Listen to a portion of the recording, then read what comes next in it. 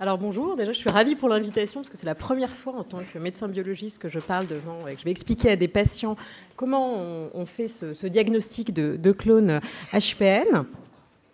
Donc, ah oui, juste pour Régis a fait une... je peux pas venir en arrière. Voilà, Régis a fait une présentation extrêmement flatteuse, mais je ne suis bien sûr pas seule à avoir harmonisé les pratiques en France.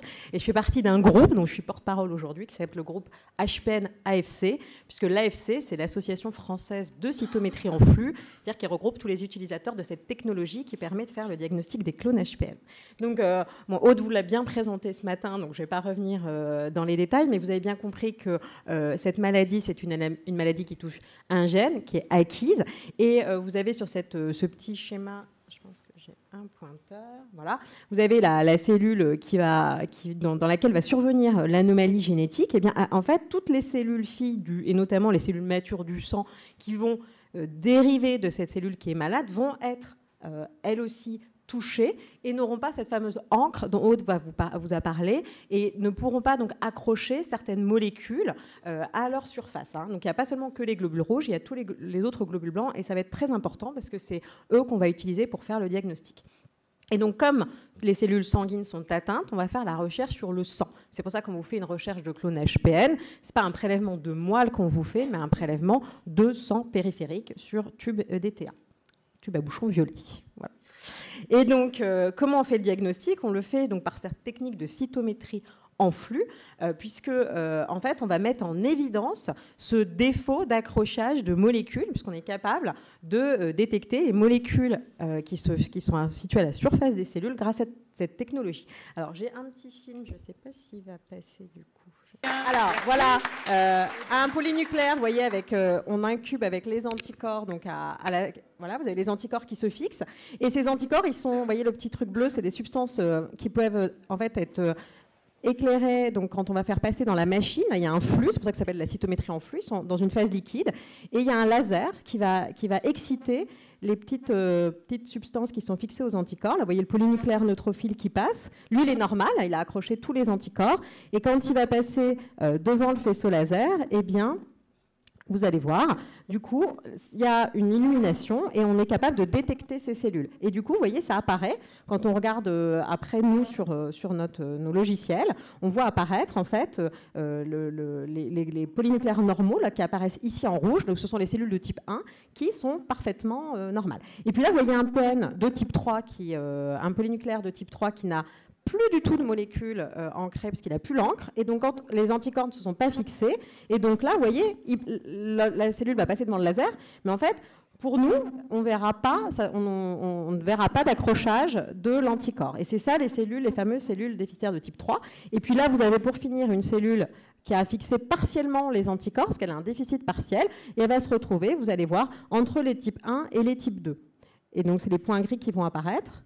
Et donc, comme ça, on est parfaitement capable de mettre en évidence des déficits complets ou des déficits partiels. Et quand on va rendre au clinicien qui a prescrit une recherche de clone la taille du clone HPN, on va, vous voyez, compter tous les points gris et les points noirs qu'on va ramener. Alors après, ça tourne en boucle. Alors voilà, on va l'arrêter. Et donc, c'était pour bien vous expliquer quand vous voyez sur vos comptes rendus la recherche de clones. Et donc, on l'a fait, cette recherche. Donc, en première intention, du coup, comme on ne peut pas regarder les globules rouges, on regarde ces fameux globules blancs. Et les globules blancs qui sont les plus répandus dans votre sang. Alors, vous allez me dire, les polynucléaires neutrophiles en première intention et les monocytes. Alors, bien sûr, quand on est atteint d'aplasie médulaire, souvent, vous l'avez vu, on n'a pas beaucoup de polynucléaires neutrophiles et c'est vrai que ça nous pose certains problèmes pour détecter des clones de façon optimale chez les patients qui ont une aplasie très profonde. Et on est souvent amené à compléter l'analyse, justement, en recherchant quand même sur les globules rouges. Je vous remercie. Voilà. Donc, ce que je vous disais, c'est qu'on va faire la recherche sur les globules blancs, donc les polynucléaires neutrophiles, parce que c'est les cellules que vous avez en plus grande quantité, donc sauf en cas d'aplasie très profonde, et les monocytes. Alors, on a aussi beaucoup de lymphocytes dans la circulation, mais comme les lymphocytes, c'est des cellules de l'immunité qui ont des durées de vie très variables, en fait, on peut détecter des clones sur les lymphocytes, mais en général, ils ne sont pas vraiment fiables pour apprécier la taille du clone.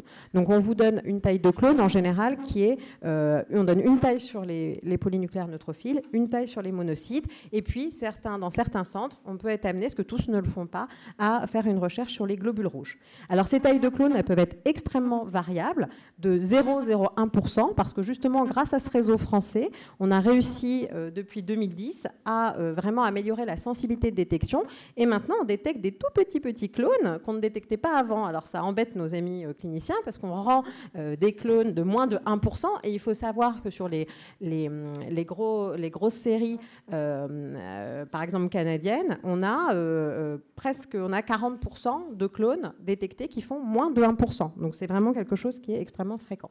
Alors cette recherche, on l'a fait de façon harmonisée en France, et je dirais même en France et en Belgique, si ça peut vous rassurer, madame, puisque le groupe est franco-belge, et on a, depuis que le groupe s'est mis en place en 2010, vraiment établi des recommandations à la fois sur des problèmes très techniques, sur la façon de rédiger des comptes rendus pour qu'ils soient parfaitement compréhensibles pour nos collègues cliniciens.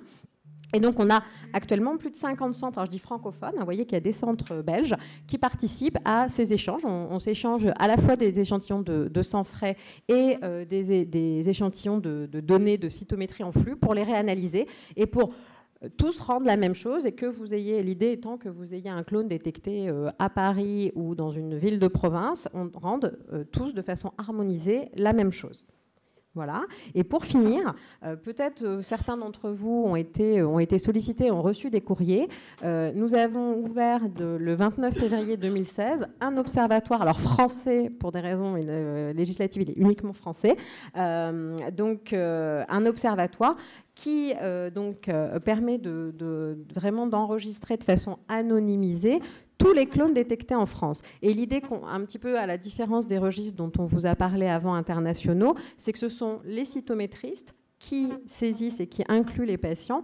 Et nous revoyons, puisque je suis co-investigatrice avec le docteur Magali Le Garve-Tavernier, qui ne pouvait pas être présente aujourd'hui à la Pitié-Salpêtrière, nous revoyons tous les fichiers, c'est-à-dire que tous nos collègues cytométristes nous envoient, vous voyez, tous ces fichiers que je vous ai montrés, là, les points rouges et les points noirs, on reçoit ces fichiers-là pour dire si on est d'accord avec le cytométriste. Et donc, on est en train de recueillir vraiment, je pense, des données de cytométrie, en tout cas, qui sont très fiables, puisqu'on les vérifie.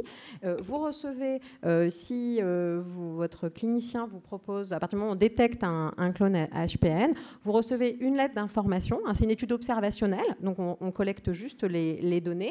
Et si, bien sûr, vous ne souhaitez pas participer à cet observatoire, vous avez possibilité, bien sûr, de refuser dans un second temps, et on effacera les données de l'observatoire.